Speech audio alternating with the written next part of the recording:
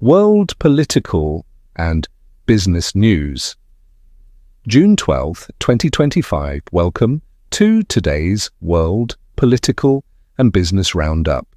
It's June 12, 2025, and we're bringing you comprehensive coverage of the most significant developments from every continent, from power shifts and diplomatic breakthroughs to humanitarian crises and economic updates. Let's begin. United States. The Pentagon is reassessing the 2021 AUKUS submarine alliance with the UK and Australia due to shipbuilding strain. A revised cost-sharing plan may be announced by September. President Trump introduced a new US-China trade framework in London, including tariff rollbacks, rare earth export agreements, and expanded educational collaboration. Trump also claimed a major earth deal with China to secure critical mineral supply chains.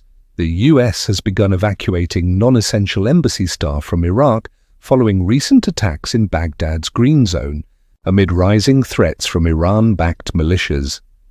Middle East and Europe. US House Speaker Mike Johnson will address the Israeli Knesset on June 22 amid escalating tensions and Western sanctions against Israeli ministers Ben-Gvir and Smotrich.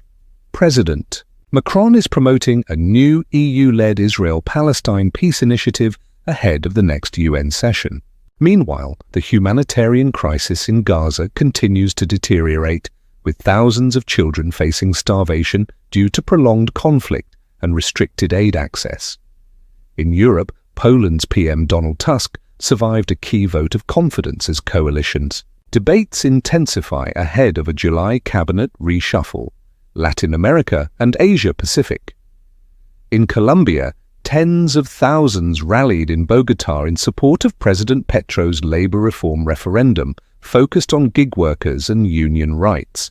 A deadly border clash between Cambodia and Thailand may be escalated to the ICJ after both countries accused each other of aggression. In Australia, PM Anthony Albanese confirmed his attendance at the G7 summit and planned bilateral talks with Trump, Africa.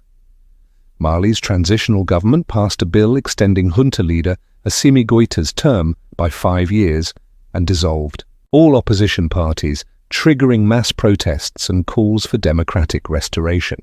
In South Africa, Parliament passed the 2025 budget after coalition disputes, but the country now faces devastating floods in Eastern Cape Province. At least 49 people have died, and hundreds are displaced as emergency workers respond to heavy rainfall and infrastructure collapse. Tanzania's opposition leader Tundu Lissu was arrested on treason charges ahead of the October elections, while the government faces growing international condemnation for media crackdowns. The US is pressuring Rwanda to withdraw its troops from eastern DRC as part of ongoing peace negotiations. Burundi's ruling party won all parliamentary seats amid allegations of election fraud, while Gabon's interim leader, Brice Nguema, officially secured 94% of the April vote, sparking opposition criticism. In Burkina Faso, jihadist violence surged, with multiple attacks by JNIM militants on towns including Diapaga. The military junta also suspended potato imports and resumed gold mining to support the economy. Ethiopia is pushing agricultural finance reforms through a new rural finance service unit, aiming for 8.9% GDP growth next fiscal year. However, tensions persist in Oromia and Amhara regions with ongoing insurgencies, while Tigray's internal political fractures are intensifying. Business and global economy. The World Bank has cut global growth projections to 2.3% due to rising trade tensions.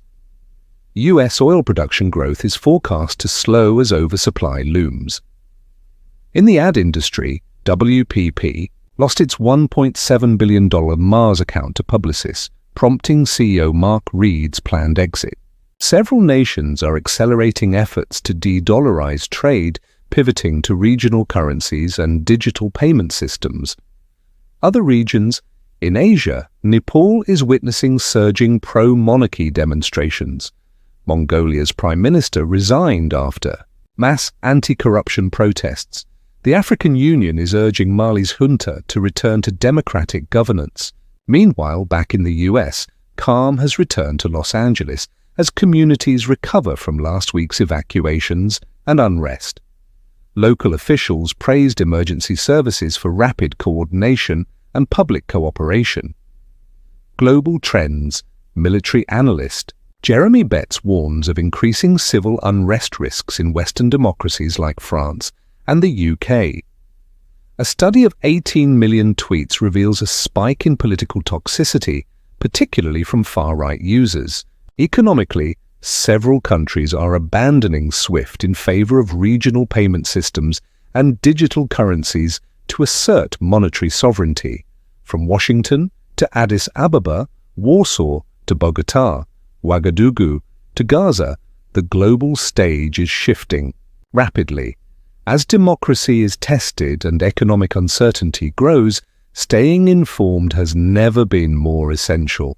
Thank you for tuning in to this extended global political and business update. Subscribe for daily briefings and stay with us for more news that shapes our shared future. Until next time, stay informed and engaged.